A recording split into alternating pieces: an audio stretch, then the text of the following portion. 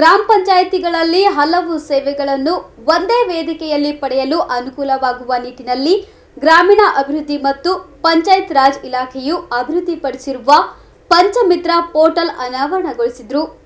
ನಗರದ ಜಿಲ್ಲಾ ಪಂಚಾಯತ್ ಕಚೇರಿ ಸಭಾಂಗಣದಲ್ಲಿ ಆಯೋಜನೆ ಮಾಡಲಾಗಿದ್ದ ಸಮಾರಂಭದಲ್ಲಿ ಭಾಗಿಯಾದ ಶಾಸಕ ಎಂವೈ ಪಾಟೀಲ್ ಹಾಗೂ ಜಿಲ್ಲಾ ಪಂಚಾಯತ್ ಸಿಇಒ ಭಂವರ್ ಸಿಂಗ್ ಮೀನಾ ಅವರು ಪಂಚಮಿತ್ರ ಪೋರ್ಟಲ್ ಬಿಡುಗಡೆಗೊಳಿಸಿದರು. ಬಳಿಕ ಮಾತನಾಡಿದ ಜಿಲ್ಲಾ ಪಂಚಾಯತ್ ಸಿಇಒ ಭಂವರ್ ಸಿಂಗ್ ಮೀನಾ ಅವರು ಸಾರ್ವಜನಿಕರು ಅವಶ್ಯಕವಿರುವ ವಿವಿಧ ಮಾಹಿತಿ ಮತ್ತು ವಿವರಗಳನ್ನು ಪಡೆಯಲು ಈ ಪೋರ್ಟಲ್ ಸಹಕಾರಿಯಾಗಲಿದೆ. ಗ್ರಾಮ ಪಂಚಾಯಿತಿಗಳಿಗೆ ಸಂಬಂಧಿಸಿದ ಸೇವೆಗಳಿಗೆ ಆನ್ಲೈನ್ಗಳಲ್ಲಿ ಅರ್ಜಿ ಸಲ್ಲಿಸಲು, ಸಲ್ಲಿಸಿದ ಅರ್ಜಿಗಳ ಸ್ಥಿತಿಗತಿಯನ್ನು ಪರಿಶೀಲಿಸಲು ಹಾಗೂ ಕುಂದುಕೊರತೆಗಳನ್ನು ದಾಖಲಿಸಲು ಪಂಚಮಿತ್ರ ಪೋರ್ಟಲ್ ಅನುಕೂಲವಾಗಲಿದೆ ಎಂದು ಮಾಹಿತಿ ನೀಡಿದ್ದಾರೆ.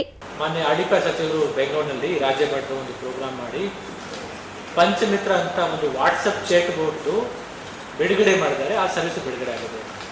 ಆ ವಿಷಯ ಬಗ್ಗೆ ಇವತ್ತು ನಾವು ಜಿಲ್ಲಾ ಮಟ್ಟದಲ್ಲಿ ಈ ಪೋಸ್ಟರ್ ಬಿಡುಗಡೆದು ಮತ್ತು ಈ ಸರ್ವಿಸ್ ಬಗ್ಗೆ ಒಂದು ಮಾಹಿತಿ ಕೊಡಬೇಕಾದ್ರೆ ಇವತ್ತು ಒಂದು ಪ್ರೋಗ್ರಾಮ್ ಇಟ್ಟಿದ್ದೀವಿ. ಈ ಸಭೆಗೆ ಮಾನ್ಯ ಅಬ್ದುಲ್ ಶಾಸಕರು ಬರ್ತಾರೆ. ಸರ್ ತಮಗೆ ಇನ್ನೊಂದು ಸಲ ಸ್ವಾಗತ ಸರ್.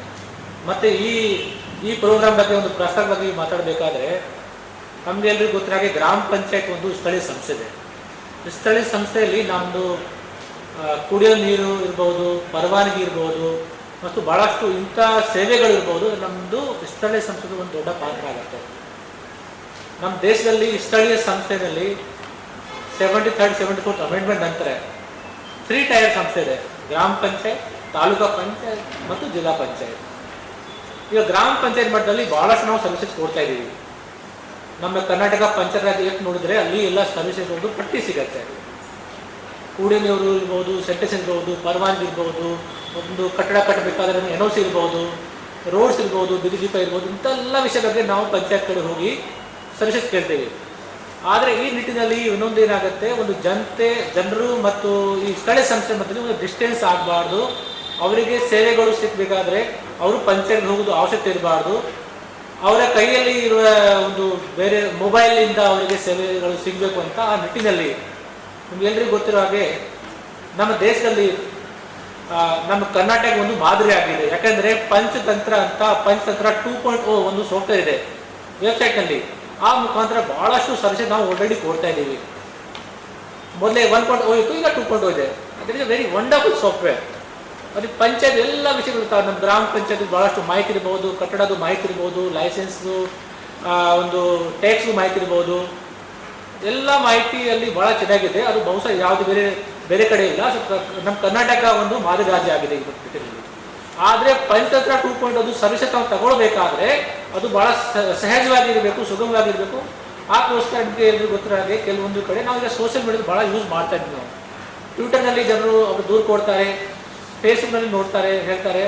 ಬಟ್ ವಾಟ್ಸಪ್ ಮುಖಾಂತರ ಭಾಳ ಸುಲಭವಾಗಿ ಅವರಿಗೆ ಸರ್ವಿಸ್ ಬೇಕಾದರೆ ಇವತ್ತು ಸರ್ಕಾರ ಕಡೆಯಿಂದ ಪಂಚಮಿತ್ರ ಅಂತ ವಾಟ್ಸಪ್ ಚಾಟ್ ಬೋರ್ಡ್ ಒಂದು ಬಿಡುಗಡೆ ಆಗಿದೆ.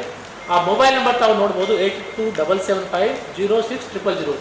ಈ ಮೊಬೈಲ್ ನಂಬರ್ ಯಾರು ಅವರ ಮೊಬೈಲನ್ನು ಸೇವ್ ಮಾಡ್ಕೋಬೋದು. It's a chat board. Hi ಅಂತ ಮೆಸೇಜ್ ಹಾಕಿದರೆ ಎಲ್ಲ ಆಟೋಮೆಟಿಕ್ ಕ್ವೆಶನ್ಸ್ ಬರುತ್ತೆ. ಲ್ಯಾಂಗ್ವೇಜ್ ಸೆಲೆಕ್ಟ್ ಮಾಡ್ಕೊಳ್ಳಿ ಅಂತ, ನಿಮ್ಮ ಹೆಸರು ಏನಂತ, ನಿಮ್ಮ ಮೊಬೈಲ್ ನಂಬರ್ ಏನಂತ, ನೀವು OTP ಮುಖಾಂತರ ಲಾಗಿನ್ ಕೂಡ ಮಾಡ್ಬೋದು. ಈ ಚಾಟ್ ಬೋರ್ಡ್ ಮುಖಾಂತರ 3 ಥರ ಸರ್ವಿಸ್ ತಾವು ತಗೊಳ್ಬೋದು, ಜನರು ತಗೊಳ್ಬೋದು. ಒಂದು ಪಂಚಾಯತಿ ಬಗ್ಗೆ ಮಾಹಿತಿ, ಅಲ್ಲಿ ಅಧ್ಯಕ್ಷರು ಯಾರಿದ್ದಾರೆ, ಅಲ್ಲಿ ಜನಪ್ರತಿನಿಧಿಗಳು ಯಾರಿದ್ದಾರೆ, PDO ಯಾರು, GP ಸ್ಟಾಫ್ ಯಾರು.